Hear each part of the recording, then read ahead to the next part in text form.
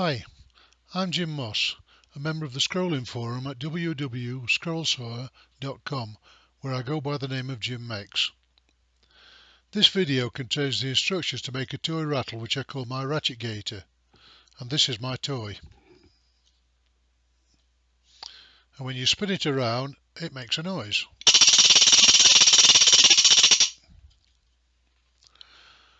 I'm offering this toy as a challenge to forum members and anyone who wishes to join the forum.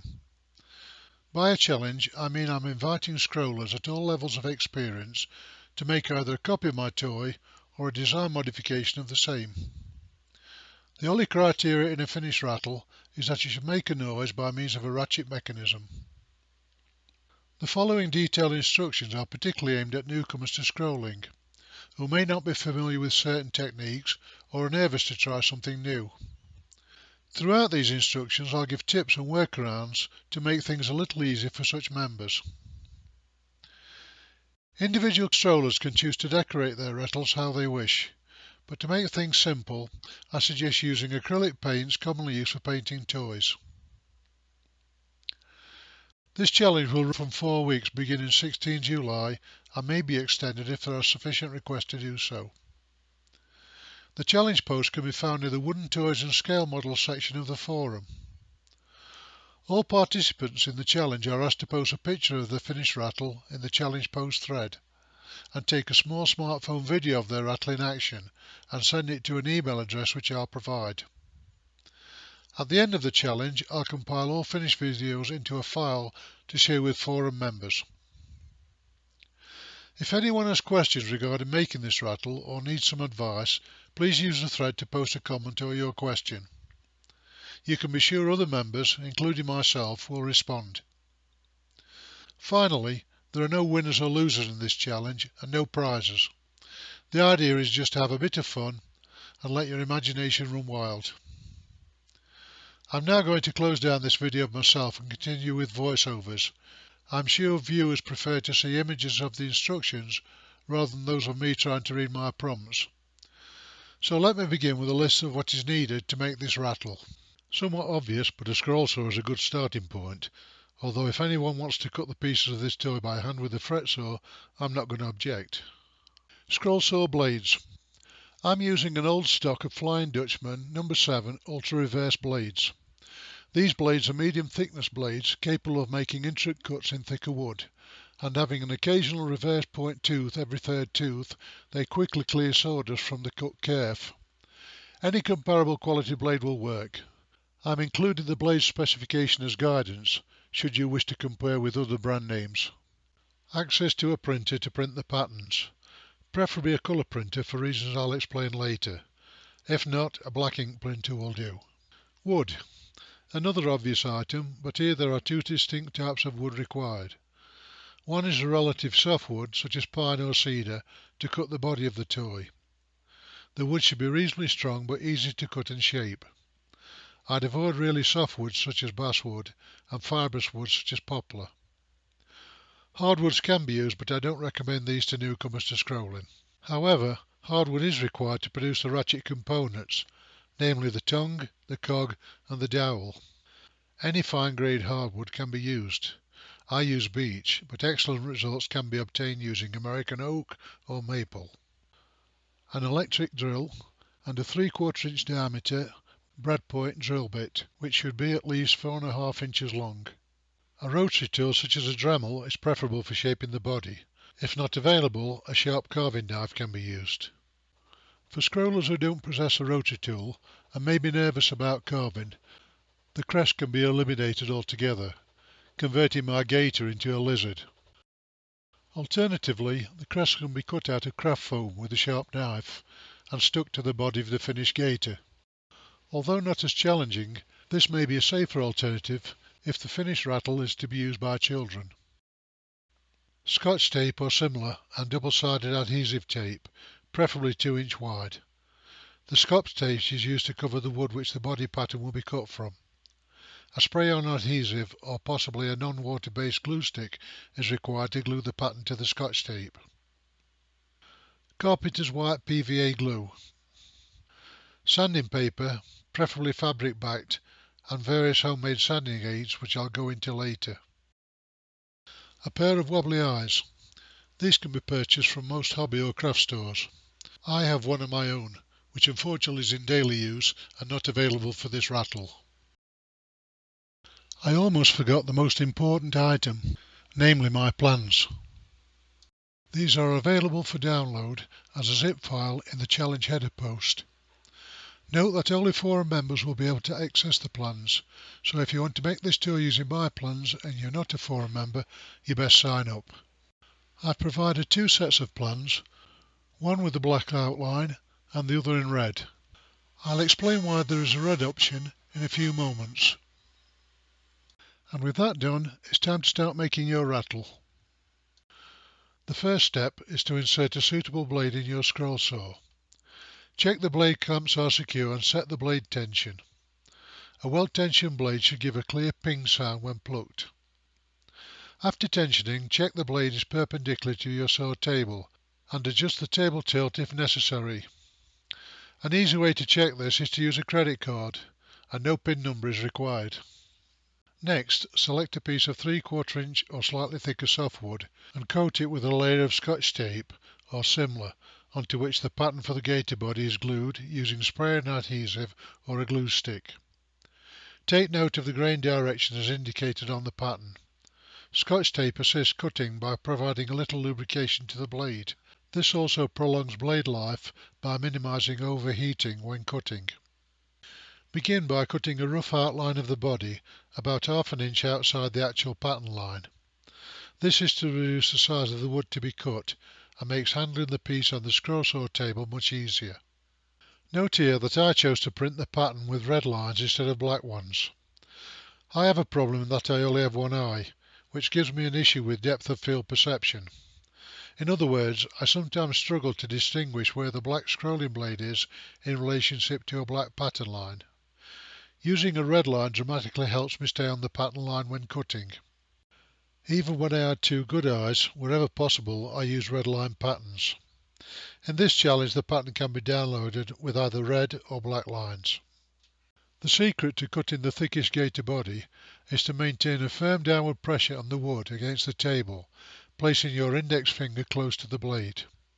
Run the saw blade speed at about half its maximum speed, such that there are no vibrations and the blade doesn't have a tendency to run away with you. Feed the wood to the blade with just enough pressure to cut into the wood, letting the blade do its work. If you feed too fast, you'll likely deflect the blade sideways and not produce a perfectly vertical cut. When making tight turns, just before the turn, always back off the blade very slightly into the existing cut to avoid overcutting during the turn. Cutting accurate tight turns is a common issue that new scrollers often struggle with. Just take your time, use minimum pressure as you turn the piece to the blade. This pattern is very forgiving, and if you stray a little from the pattern line it's no big deal. The only pieces that require careful accurate cutting are the two cutouts for the feet and the feet themselves, and I'll be giving you a tip later to help you out here. Note that my gator is a sort of a hybrid beastie. It has a crest running down the whole of its body from head to the tip of its tail, whereas real gators only have a crest on their tails.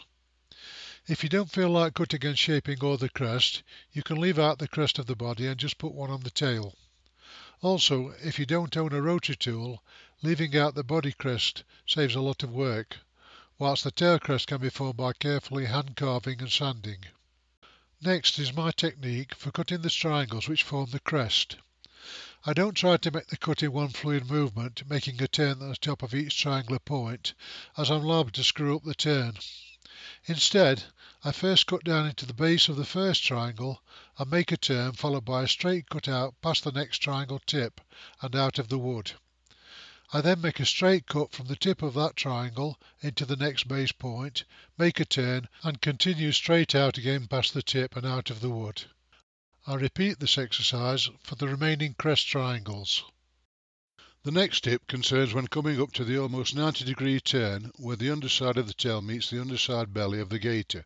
I run the blade right into the corner of the pattern line and then back it off and loop a waist cut around to the belly part of the pattern to then pick up the pattern line and follow it into the corner. The waste piece drops out, leaving a nice neat corner. I then turn the body around and gently cut back into the pattern line to continue cutting the rest of the body up to the mouth. Next up is some serious dental work. Dealing with cutting out those small teeth in one go is too much light work for me, so I first run a cut down the points of the upper and lower teeth sets, which allows me to cut each tooth out individually using straight cuts and no turns. After cutting out all the individual teeth, I then tidy up the rear of the mouth. Easy peasy, and the patient didn't even flinch. Okay, that's all of the body cutting for now. The next job is to drill the hole to take the ratchet dowel. I hand drilled the bore hole by eyeballing the drill bit with the help of a simple little guide. I did this before cutting out that back foot spacer or the slot in the body to take the ratchet cog and tongue, because this avoids accidentally splitting the wood or producing ragged exit and entry holes in the tongue slot. First mark the centre of the width of the body at a point perpendicular to the bore centre line indicated on the pattern. Then draw a line 3/16 of an inch offset from the centre point. In other words, half the diameter of the bore hole to be drilled. Next, measure the distance from this offset line to the outside edge of the wood. Since the wood I used for the body was 7/8 of an inch thick, in my case this last measurement was 1/4 of an inch. Your distance may be different dependent on the wood thickness used. Next, take a small scrap of wood, cut or sanded down to the same thickness as this last measurement, and using double-sided adhesive tape, stick this scrap to a piece of board which is big enough to accommodate the length and width of the cut gaiter body. In my case I used a piece of MDF. Draw two perpendicular lines to the edge of this scrap 3/16 of an inch apart. Then lay the gaiter body on another piece of double-sided tape, such that the pattern centre line for the bore hole lines up with the right side line on the scrap piece. Clamp both the MDF board and the tail of the gaiter's body to your workbench or table. By this means the gaiter body can't move. Note here, if you don't have clamps, you can make do with more double-sided adhesive tape or even use duct tape.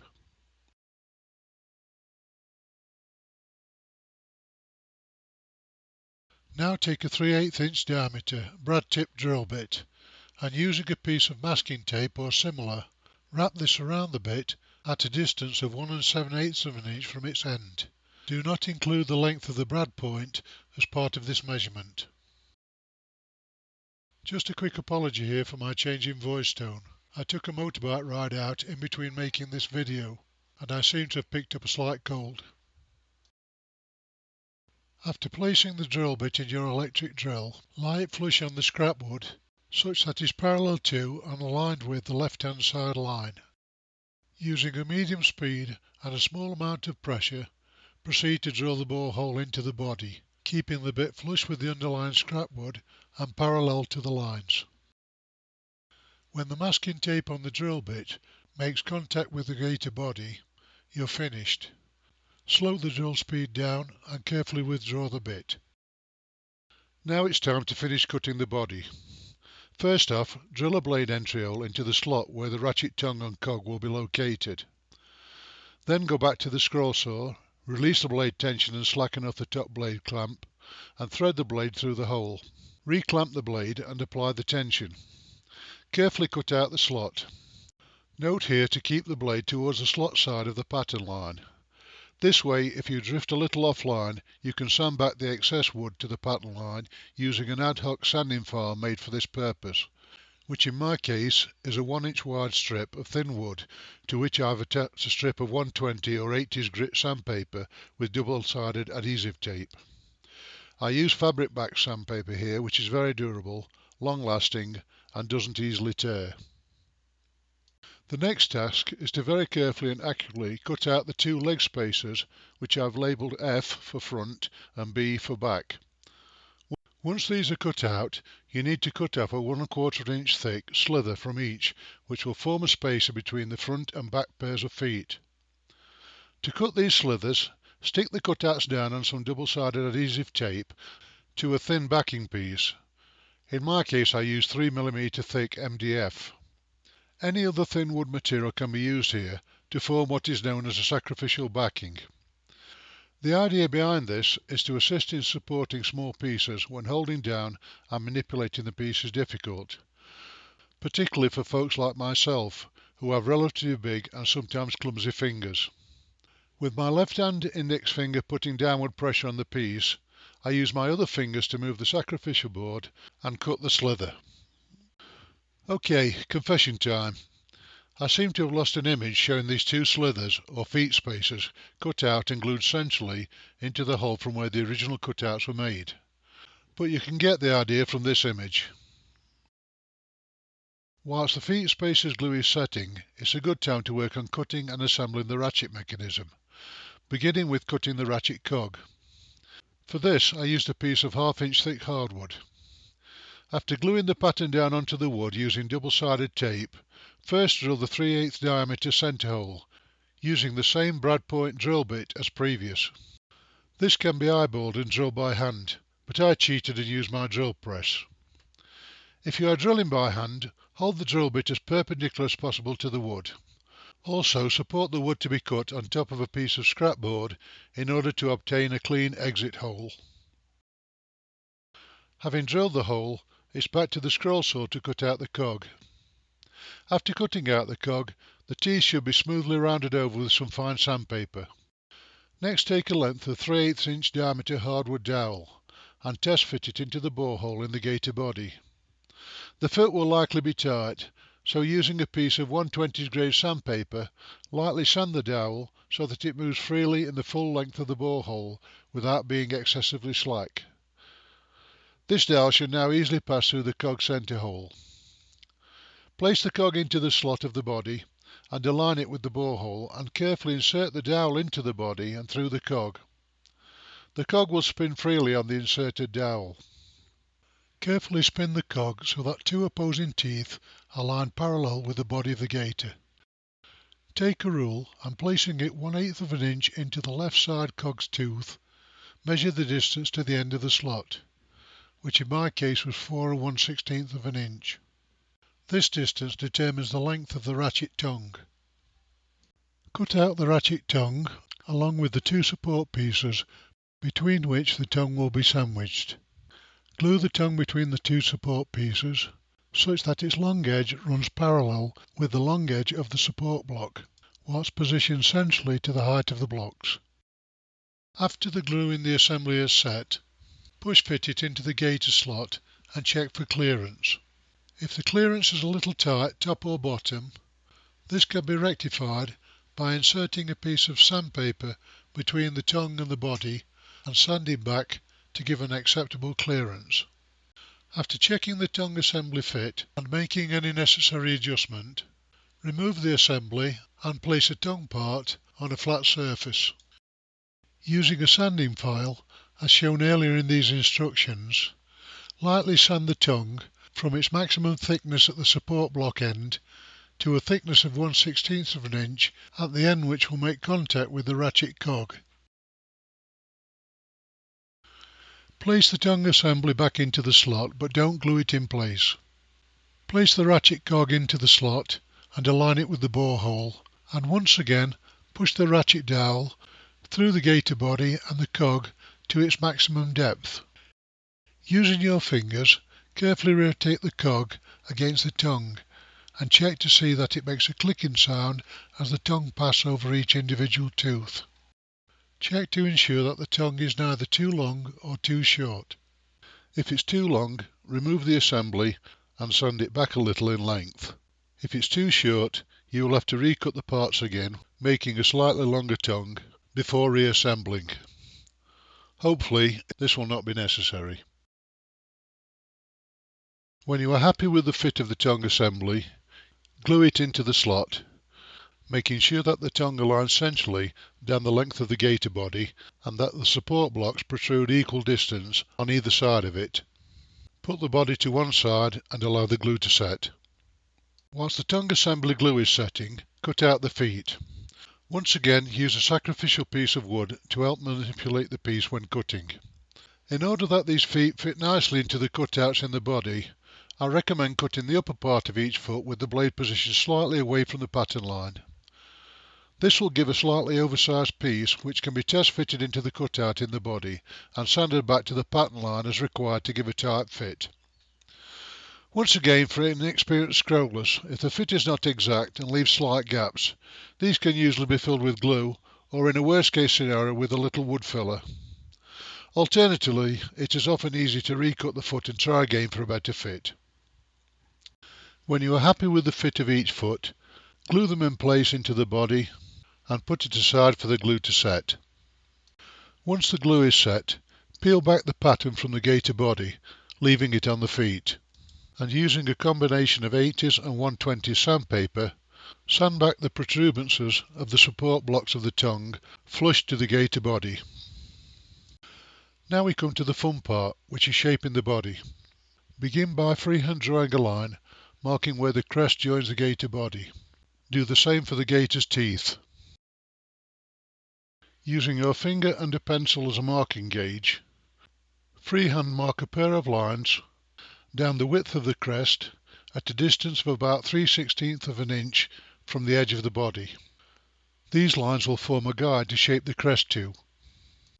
By far the easiest way to shape this crest is to use a rotary tool such as a Dremel, fitted with a combination of coarse and fine sanding drums, or if you possess one, a small cylindrical burr, not the animal variety.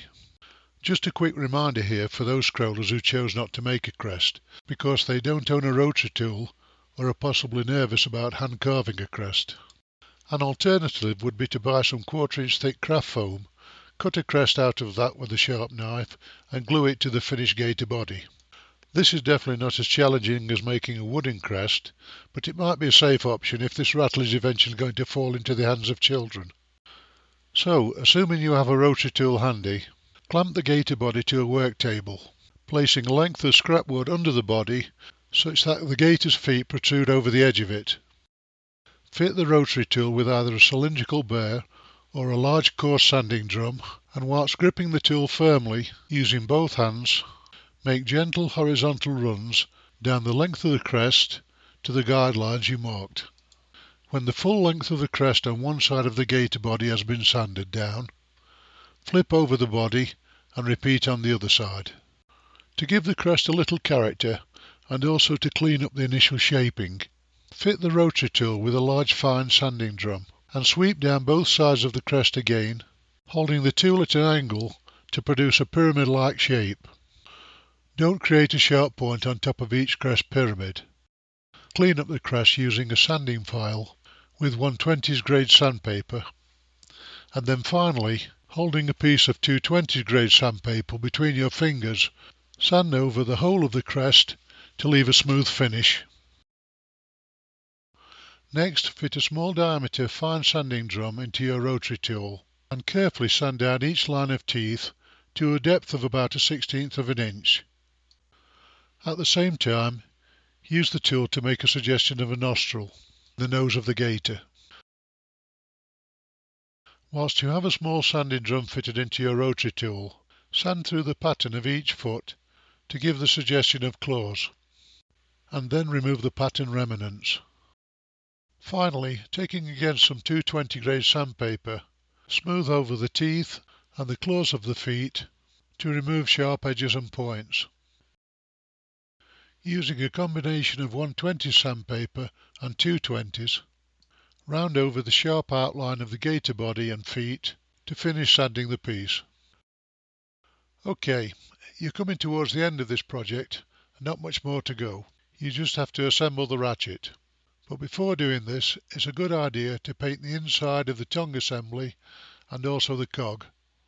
Here I used a water-based acrylic paint.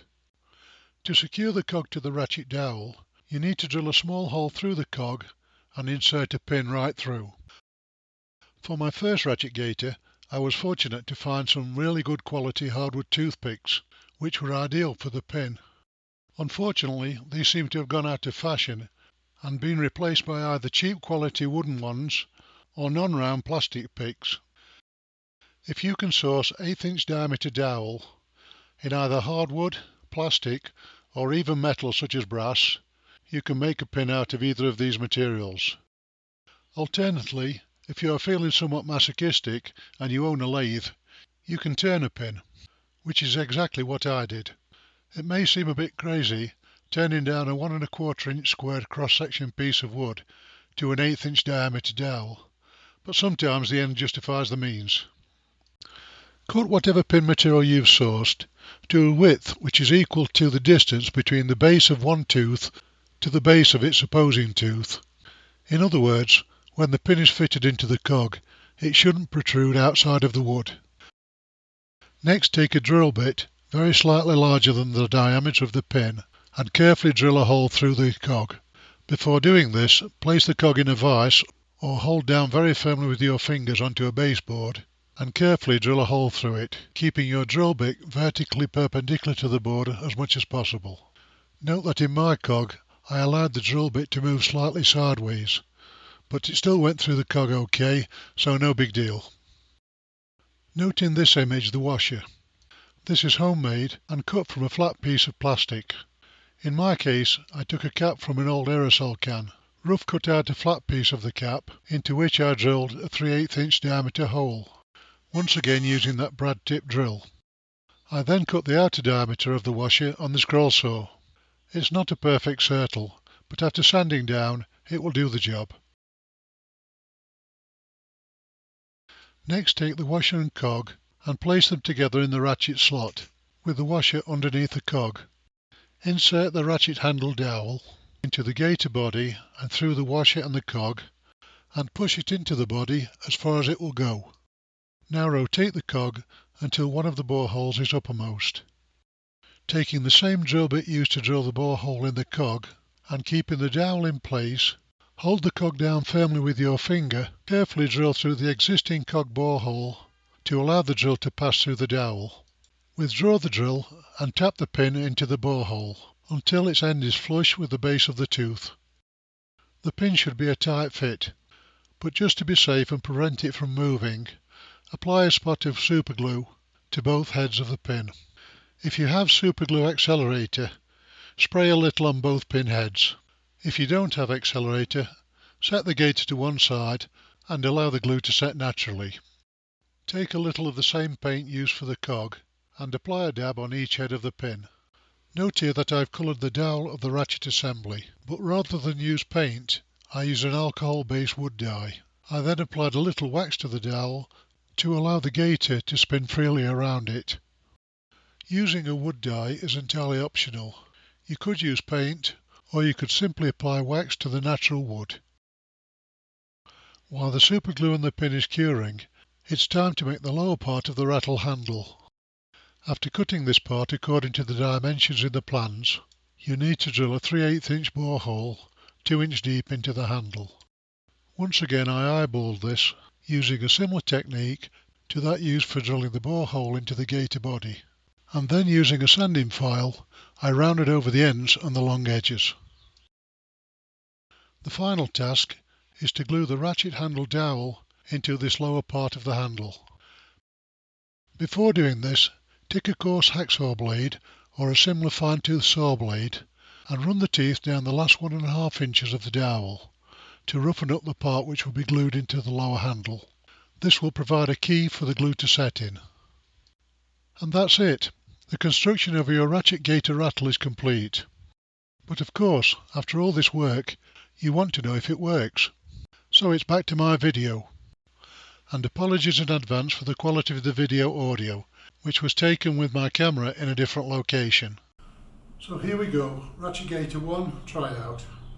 And I'm going to hold it a little bit away from my head because I don't want to black out my other eye. Oops, that's a good start. And yes, it does work. It's not quite as loud as the first one I made, but I think that depends a lot on the length of the tongue and the size of the cog, which I made a little bit different in my first toy. But it's done. The only thing now is to decorate it, but as I said right at the beginning of this instruction, I'm leaving that to each individual scroller. Okay, I hope this stimulates people to join in the challenge, and I look forward to seeing the results. Bye bye.